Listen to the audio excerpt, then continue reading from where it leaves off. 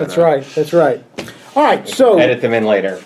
last week we began talking the final piece of Guthrie's section on being relatively free. And remember, he started out talking about relatively bound by the confessions as a church, as a Reformed denomination. We are relatively bound by the confessionals and the creeds, but we're also relatively free from them, right? So, and that was the section. I believe we had a few more left of this section. Did we?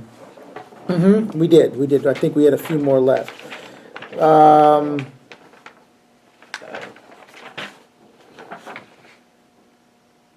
Or actually, maybe we did finish it. I thought we finished. I think we did finish it. All right.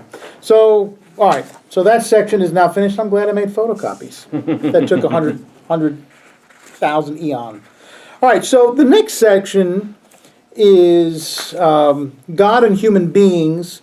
And then it's subtitled in his book, How Can We Find God? And just like these sections prior, these notes, the sections in the notes, these are directly taken from his book. These are not mine.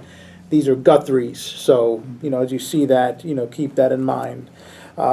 So there are, to introduce this chapter in Guthrie's book, he starts out by saying, there are many gods.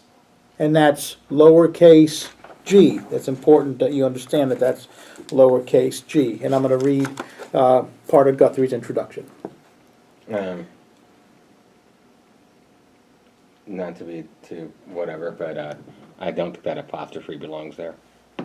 Oh, you're correct. It does not. Okay, just checking. That must have been autocorrect. Right? Yes, there's not supposed to be an apostrophe there. Not a possessive. Right. The gods don't own 1 Corinthians. That belongs to one God, right? Right. All right. There are many gods, and that comes directly from 1 Corinthians 8:5. God is whatever is more important than anything else, something for which we will sacrifice everything else, something from which we expect everything worth having. My God may be my own individual success or pleasure or happiness. It may be my family, my nation, or even my church. It may be an ethical idea or a political cause. In our time, it may even be nothingness or meaninglessness. But whatever it is, our understanding of our God shapes our understanding of ourselves, and our understanding of ourselves shapes our understanding of our God. When I talk about what is most important to me, I give away what I think about myself. And when I talk about myself, I give away what my God really is. It may turn out to be a different God from the God I claim to believe in. If, for instance, I understand myself basically as a kind of animal, my God will be something that fulfills what I consider my most essential animal needs: sex, hunger, or self-preservation. And my God will in turn shape my life. I will use and sacrifice family, friends, and the welfare of society in which I live, everything for sexual pleasure or economic security or sheer power. If some political cause is my God, I will understand myself as an exclusively political being, and other persons not so much as fellow human beings, but rather usable or not usable means in achieving my cause's victory. My self-understanding will lead me to make of my cause a God that demands and receives the sacrifice of anything or anyone who gets in the way. Understanding of my God and understanding of myself shape each other. There are many gods, yet for us there is one God. 1 Corinthians 8, 5 through 6. So you have to finish that sentence to understand Paul's point. What we have said in general about human beings and their gods is true, also of Christians and their God. John Calvin begins his Institutes of the Christian Religion with the statement that true and sound wisdom consists of two parts: the knowledge of God and of ourselves. Without the knowledge of self, Calvin says, there can be no knowledge of God. And without the knowledge of God, there can be no knowledge of self. This suggests that we could go about trying to understand the Christian faith in one of two ways. We could begin with the Christian understanding of human life, and try to grasp the Christian understanding of God from that point of view. Or we could speak first of the knowledge of God in light of that try to reach the knowledge of ourselves. Calvin himself, in following him, the Reformed confessional writings, chose the second alternative. That will be our approach also. A glance at the table of contents will show that throughout we will speak first of God and then ourselves. But we must be careful that we do not make a separation here, as if we could ever talk only about God without at the same time talking about ourselves, or vice versa. We must always keep asking both questions at the same time. What do our statements about God have to do with the way we understand ourselves, and what do statements about ourselves imply about our understanding of God?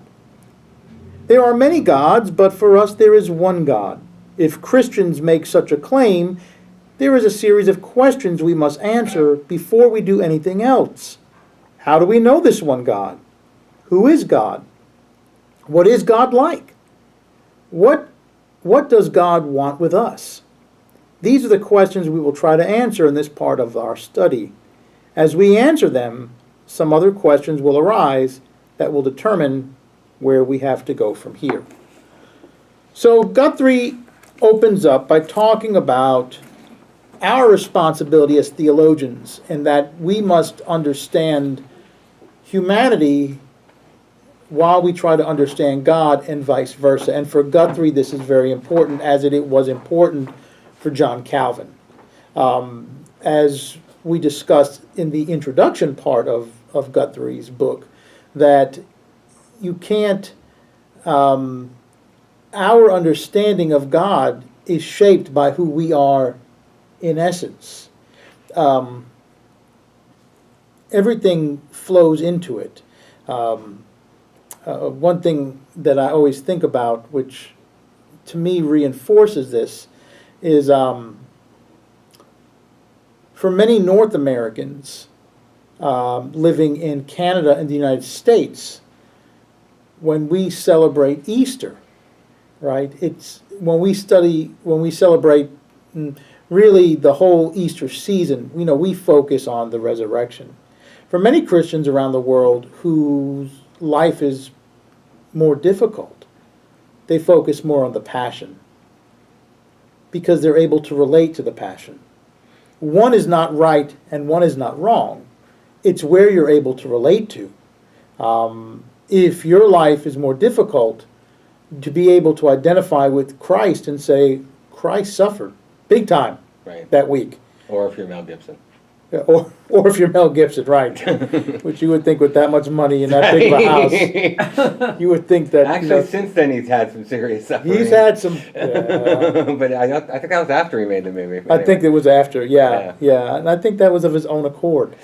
I think he could have. He's had some issues to work out. He's had some issues that he needed to hammer out, exactly. So, we need to understand ourselves as we try to understand God, and vice versa. So to begin with, we're going to talk about the doctrine of general revelation. And we're going to talk about two revelations: general revelation and special revelation. And they're two different things, and we will get an understanding of what those two are and why they are different and how they are different.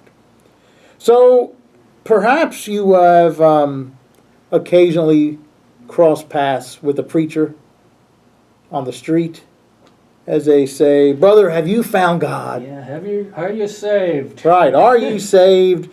And so, "Brother, have you found God?" a street corner preacher once asked a man passing by. The man, who happened to be a Christian, answered, "I didn't know God was lost." For Christians, the problem is not that God is lost, but that human beings are lost. Yeah. So my favorite way to people sometimes have say, when were you saved? And my answer is 2,000 years ago. Right. Jesus died on the cross. Sunday, 2,000 years ago. That one always kind of throws off the conversation. It's just like, I did no work for it. Jesus did it all. So we have this concept, right? in general revelation that we are able to identify God on our own through what we see around us. All right? So general revelation it refers to the self-disclosure of God that all people can perceive by contemplating evidence of God's presence in the world of nature, history, and human life in general. The knowledge of God derived from this revelation is sometimes called natural knowledge of God. The movement of theological reflection here is from us to God. We seek God. So, basically, saying that someone who is not a believer can be, sitting on a bench observing nature one day and saying, "My gosh, this is absolutely beautiful. This must be the work of God," and specifically, the work of a higher power, as in Jesus. So that's one way of looking at things. So general revelation is saying that we have the ability to understand God through creation, right? Natural things, the natural order of things. So that's general revelation. So, the broad stream of Christian thought, like confessional writings of the Reformed churches, gives two answers. Oh, that's the wrong chapter. Excuse me. Here we go. So, that's general revelation. Excuse me. Special revelation, on the other hand, refers to the unique self-revelation of God through God's word and action. And there are three examples here. First, the history of Israel, and above all, in Jesus Christ. 2, through the Bible, which tells us of the God who came to us in this way. And 3, through the Christian church, which preserves and interprets the biblical witness. The knowledge of God derived from this source is called the revealed knowledge of God, or special revelation. The movement of theological reflection here is from where to where? From God to us. From God to us. I cheated. Right. Well, that's what I want you to look. Okay. So, God seeks us. Yep. All right. So, you have two very different models. And when it comes to the Christian church, you have Christians who fall on either side of this camp, and perhaps somewhere all along the spectrum, right? Depending on your theological perspective or tradition. Now, as Reformed Christians, does anyone know where we fall? Sola Scriptura? I don't know. With respect to what now? As Reformed Christians, how do we understand our contact with God? Would we fall more on the general revelation or on the specific revelation? We're special people. We're special people. Good. Yes. Yes. And this is why when people say, have you found God? Our answer, of course, this is more of a joke. We would say, well, I don't know, God was lost. Right. God is who reaches out to Yeah. us, right? So Yeah, we can't do anything. Right. We're kind of extreme in that generally. I we think, are, aren't we? and staunch Calvinists are very extreme in that. Now, modern day PCUSA Presbyterians, Right. we're pretty laid back, we're pretty lax. But if you look at the basis of our theological understanding, it is within special revelation. Right. It is that we do not have the ability. When we go back to the whole creation story, right, and we look at this severing of ties between Adam and Eve and God, right, as they're removed from the garden, as the serpent says, surely you're not going to die. And in essence, they don't die right away. But, good Reformed theologians will say, well, they kind of died. It's kind of a twofold death for these people now, right? Yeah. First, eventually will be a natural death, right? They will eventually die, physically die. But also, as we understand it, right, we sometimes call it the fall, right? There is a spiritual death that occurs, right? There's a severing between God and humanity at that point within the story. And so God now is the one who reaches out to humanity to bring humanity back, right?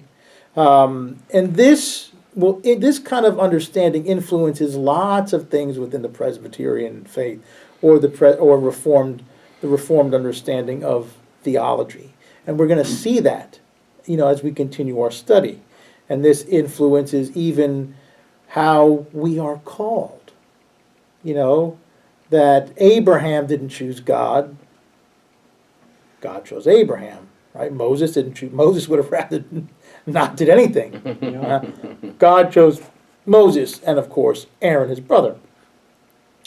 God chose the patriarchs. God chose the disciples. Yeah. The disciples didn't choose Christ. Christ chose his disciples. I mean, so this movement, from a Reformed standpoint, is God moving towards us, right? There's a lot of things that we can discern from nature, but we cannot merely discern from nature Jesus, God incarnate as the person in Jesus Christ. That, according to Reformed theologians, cannot happen. Yeah. Cannot happen. Now, you might be able to look at nature and say, wow, there's got to be something out here bigger than us. Right. But to come to the conclusion to where we have understand it as the church, it can only come from special revelation. God has to make that move towards us. If we believe that we're spiritually dead or spiritually cut off, right, and now we are connected because God reaches out to us. I have a plate with that famous painting on it of Jesus knocking on the door. Mm-hmm. Implication is he's knocking on the door of your heart. Yeah, he's seeking us out. Yeah. Right, God seeks out us. Right, so we don't do the seeking. So this is a very important piece. Remember, we talked earlier that theology is very logical. And what we're doing is, we're starting to build a foundation of the actual theology.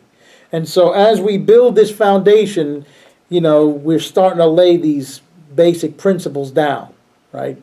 That will impact some of the other principles that we will later lay out. If you think of a bricklayer, laying brick, you start out on the bottom, you add some mortar, next layer of bricks, add some mortar, so this is what's happening. We're laying a foundation that will continue to grow, and you'll be able to build on existing principles, right? So we can say, yes, God is the one that seeks us out in many different ways, right? And so this is a key Reformed understanding, is that God does all the searching, God does all the seeking. It doesn't mean that we're a bunch of marionettes, we're not a bunch of puppets, but it means that when it comes to our understanding of the triune God, it's all God. God is the one who makes the movement towards us, not vice versa. Now, there are other denominations who don't necessarily see it that way. There are some Christians who believe that theologically, of course, that, maybe we start, God finishes, or we have the ability to find God all on our own. And these, of course, are not reasons to start wars. These are not reasons to start inquisitions. This is just how John Calvin came to his conclusion. These are his answers, right? And one of the beautiful things about our polity is that as Presbyterians, we understand that this is one way of understanding things, not the only way. That this is how we understand it. And we all smile, and that's a good thing, because there used to be a time where, over differences, blood was shed. What do you mean you don't believe like me? Well, we're going to have to go to war over that. Most churches now differ or bicker over social issues than we do over theological issues. And so it's a very interesting thing because it's a major turn within the church. Not a good turn, but a turn nonetheless, right, that we have to observe and say, wow, okay, that's very interesting. It didn't used to be like that. It doesn't mean that we never fought. No, we just fought over something else. Now we fight over something different. Yeah. All right, so the problem. Why am I here? Where did I come from? Where am I going? What is the meaning of life, right? Where is Monty Python when you need them, right? The meaning of life. We do not ask such ultimate questions every day, but they plague us especially at times of crisis. When we face death or war or an important decision that will alter the course of our lives and affect the lives of others. And sometimes such questions crop up in an unexpected way in the normal routine of our lives. We read the newspaper at breakfast. Violence, corruption, injustice, tragedy, ruined lives everywhere. What is it all about? We drive to work. We do the same thing today that we did yesterday. Drive home and do it all over again the next day. We make beds, wash dishes, vacuum rugs, and over again. And suddenly the question is there, what am I doing here? We make money, we spend money, fulfill our responsibilities, enjoy simple and great pleasures, do what has to be done, look forward to the next weekend or the next vacation. We are alternatively happy and depressed, frustrated and successful, resigned to our place in life and hopeful that things will get better. But sometimes at night we cannot sleep because the questions come, why, where, what, who, how? And these are religious questions. They very easily become, is there a God? Is there someone in the beginning, at the end of my own life, and of the world in general who can make sense out of it all? Is there someone here in charge who can help me understand who I am, why I am here, and how I can go about living as I should? Over the weekend in Virginia. Horrible. Violence. I read these articles that I have been reading all weekend and I just shake my head. Why? It's senseless. Absolutely senseless. And I can't, for the life of me, I cannot understand it. But that's just one example. Yeah. We've been doing that since the beginning of time, right? There will always be something that causes people to shake their heads and say, why? What's the meaning of all this? But I love in Guthrie, it's not just these things, it's also, I wake up in the morning, the alarm goes off, I wake up, I shave, I fry myself an egg and some toast. I get dressed, eat breakfast, brush my teeth, leave the house, fight traffic, go to work, I hate my boss, I come home. I play with my kids, I talk with the wife, I go to sleep. Next day, the alarm clock goes off. It's like Groundhog's Day, right? It just goes on and on and on. And so sometimes it's even the routine that causes us to say, what's the purpose of all of this, right? So it's not just tragedy, but it's also normal, that causes us to say, why am I here? And Guthrie says, does a God truly exist in this mess we call a world? It is. It's a mess, and it's been a mess since the very beginning. It's not, it's interesting how we always like to say, oh, the good old days, the golden days. We need to go back to the good old days where things weren't so, no. That's a myth in our own minds. Right. Good old days with polio. Yeah, exactly. Right. So every good old days also had its share of problems and issues. They might not have been the ones that we struggle with today, but they were there nonetheless. I mean, there have been problems ever since, we were scrawling on the walls of caves with burnt charcoal from last night's fire. there've always been problems, whether it's trying to figure out how do we survive without, getting eaten by the saber-toothed tiger who lives in the woods next to the cave, or how do we survive without, worrying about nuclear war. It doesn't make a difference. We have always had issues that cause us to recoil, to sit back and say, wow, this is something, this is a mess. And so the world has always been a mess. Calvin at times has been, and Calvinism sometimes has been misrepresented as saying, it's very pessimistic. And again, it's interesting, maybe that's why I enjoy mindfulness so much, because, as Buddha taught mindfulness, he also was considered a pessimist by many people. It's very pessimistic. And I think maybe it's because I'm a realist that this makes sense to me. And remember, there are different ways of looking at the world theologically, so there's room for everyone at the table. So let's look at some evidence. And so we've got some evidence, and we see under Roman numeral 3, as we look at evidence. And I can't watch that clock, because that clock says it's 6:21. Yeah, I got my phone on too. Yeah. I'm like, wow, we got plenty of time to talk. The sun shouldn't even be up. What happened to that clock? It probably needs batteries. It needs batteries. All right, so the evidence. These are the following arguments that have been given by philosophers and theologians through the centuries. 1, the world is not self-explanatory. I don't understand. There has to be a God. When we look around us, we ask, where did it come from? What holds it together? There must be a God who is the source and ground of all things. Behind all the change and decay we see around us, there must be an ultimate reality that is eternal and unchanging. We are born, we work, we love, we hate, we suffer and die.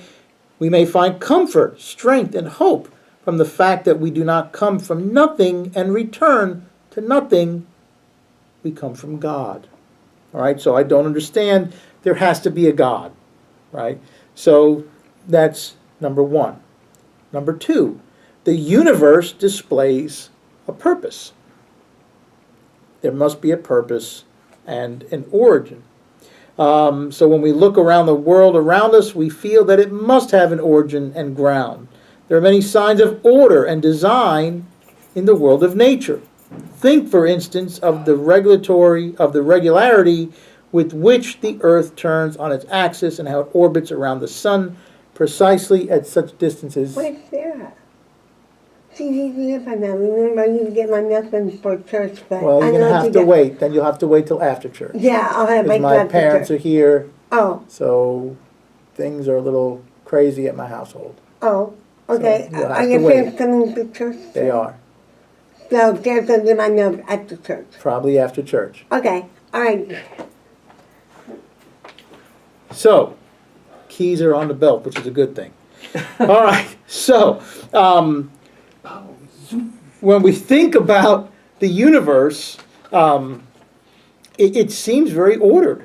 Not to say that there aren't, rogues out there, rogue comets and things that we, look at every now and then, and we believe that a rogue comet took out the dinosaurs, when it was time for the dinosaurs to go.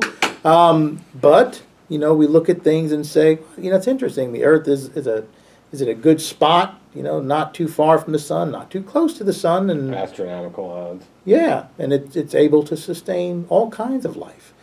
So there are things that we think about when we think about the universe as it displays a purpose. Watchmaker. Yeah, right, which is interesting because we have, I don't know if they exist anymore so much, but the deists who thought about, they believed that there was a God, they just didn't believe Just God. walked away. A personal God, right. Set it in motion and Right. walk away. Mhm. Yeah. Cosmic clockmaker who created the clock, spun it and said, I'm out, I'm going on vacation. You're on You're on your own. That's right, Alan. You're on your own. Good luck. Don't make a mess of things down there. Which we failed miserably. Right. Yes, so there is some logic to how the universe is governed. It's quite interesting how that works. So, it's 9:30. We can do a couple. Let's do one more. World history and personal experience points to God's existence. Good seems to prevail over evil in history. Now, it doesn't mean that evil does not exist in the world. It means that eventually evil seems to be pushed out, and society Sometimes it takes a while. sometimes it takes a long time. We think about some of the horrors that we have, that humanity has exacted on each other, and there has been some pretty nasty stuff that goes on down here. And the church is no stranger to it. Yeah. Lots of blood has been shed in the name of Christ, which is pathetic, but true. But these actions are also not good. They are evil, these actions. So, but eventually good seems to overcome them, and humanity seems to continue forward. Does not mean that they don't exist. They do. They probably will continue to exist until Jesus comes back. But Yep. until then, I think this is what we have to deal with. So, these are the first three. Next week we'll continue with 4, 5, and 6 as we continue with the evidence. All right, any questions on what we have gone over so far this morning? All right, we'll see y'all in church.